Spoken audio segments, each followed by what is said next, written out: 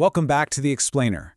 Look, if you're a focused learner trying to cut through the absolute noise and actually dominate a crowded market, you're going to want to pay close attention to this.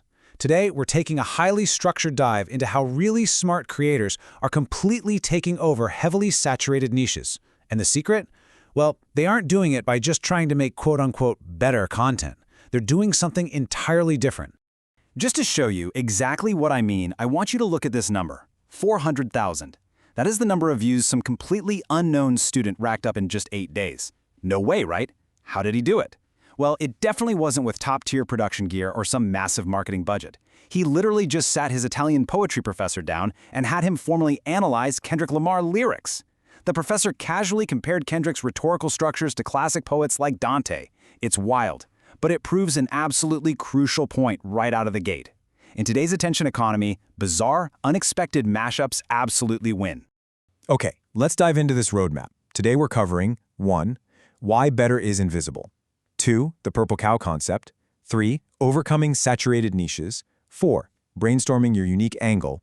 And finally, 5. Testing before you commit. We're moving from high-level marketing theory straight into a super practical testing guide. All right, kicking things off with Section 1, Why Better is Invisible. So, the core problem facing literally every creator right now is that competing head-to-head against established channels, it's a losing game. Let's put this into perspective. There are currently over 217,000 active English-speaking fitness channels out there. 217,000. And you know what? The vast majority of them are making the exact same variations of the exact same workout routines. When a viewer sees your content right next to an established channel doing the exact same thing, the big channel wins every single time because of social proof. In a sea of 217,000 channels, if you just blend in, you're what we call a brown cow. You are completely invisible. When you try to just make a slightly better piece of content by copying a bigger channel's thumbnails and title structure, you fail against their built-in social proof. But consider the alternative. One creator decided to do the One Punch Man anime workout in real life. We're talking 100 push-ups, 100 sit-ups, 100 squats, and a 10K run every single day, right on camera. He didn't make a, quote, better push-up tutorial. He did something so wildly different that it literally spawned an entirely new viral subgenre of anime fitness content. Which brings us to Section 2, the purple cow concept. This concept is basically the ultimate solution to the saturation problem, and it actually comes from a famous marketing epiphany back in 2003. Marketing legend Seth Godin was driving through France, just looking at hundreds of cows out the window. Eventually, they all just blended together. But then it hit him. If he saw a purple cow, he'd slam on the brakes, he'd take a picture, he'd text his friends immediately. As this quote captures perfectly, it's not because a purple cow is fundamentally a better cow. It's because it's remarkable.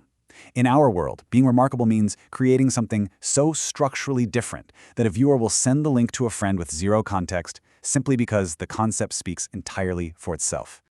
Moving right along into Section 3, Overcoming Saturated Niches.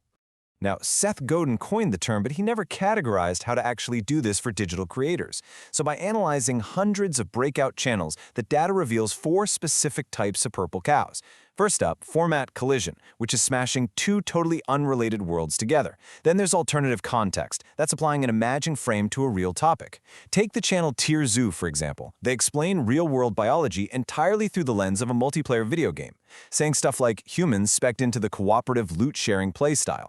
Next, we have the commitment premise. And finally, the improbable source. A great example is Philip Chase, who uses his literal PhD in medieval literature to analyze the anime One Piece. I really want to emphasize the sheer power of this specific category, the commitment premise. This is a finite project so incredibly audacious that the effort itself becomes your marketing. And crucially, it builds an impenetrable moat around your content. Take a creator like Beast721. He is spending upwards of 4 to 7 years beating all 394 Nintendo 64 games. Or Indie Nidal, who covered World War II week by week in real time for exactly 6 years in one day. You simply can't copy that overnight. The crazy premise itself is the purple cow. But, let's be totally objective for a second. Having a purple cow isn't some magic forever shield. There are 2 twin threats you absolutely have to navigate. The first is copycat saturation. For instance, the channel The Front Room pioneered the older person reacts to rap format and totally exploded. But because it was pretty easy to replicate, the niche quickly became hypersaturated and growth stalled for everyone. The second threat? The expiration of novelty. Look at Up Like Mealtime. They fused cooking with Frabro excess. It was a massive purple cow back in 2010, but eventually the audience grew up, the initial shock wore off, and the novelty just expired because the format didn't evolve. All right, let's shift gears into Section 4, brainstorming your unique angle. To find your angle, let's treat this like a one-on-one workshop. I want you to do a creative exercise with me. First question, what are two completely unrelated worlds you live in?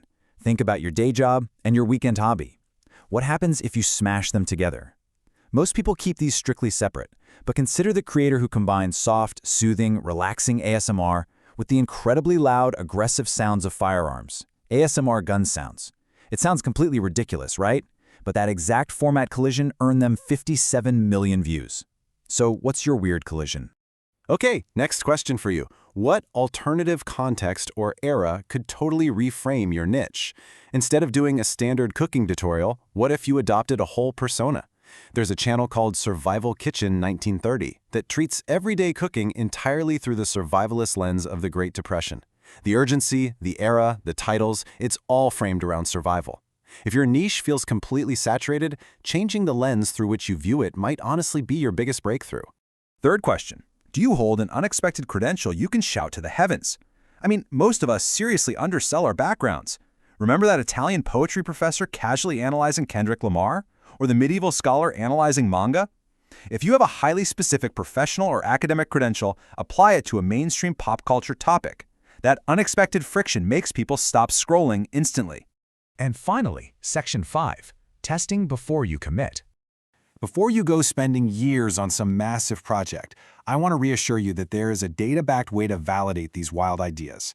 Let's break down this testing framework combining YouTube data tools with AI like Claude or ChatGPT. Step 1. Ask the AI to find breakout channels in your niche with under 50,000 subscribers from the last 90 days. Step 2. Ask it to identify what makes them structurally different from the massive, established leaders. Then, Step 3. Feed the AI your watch history and your specific skills, and prompt it to generate unclaimed purple cow combinations just for you. This lets you spot existing trends and test the conceptual strength of your idea long before you ever hit record. As you test and build, I want you to keep this stark warning in mind.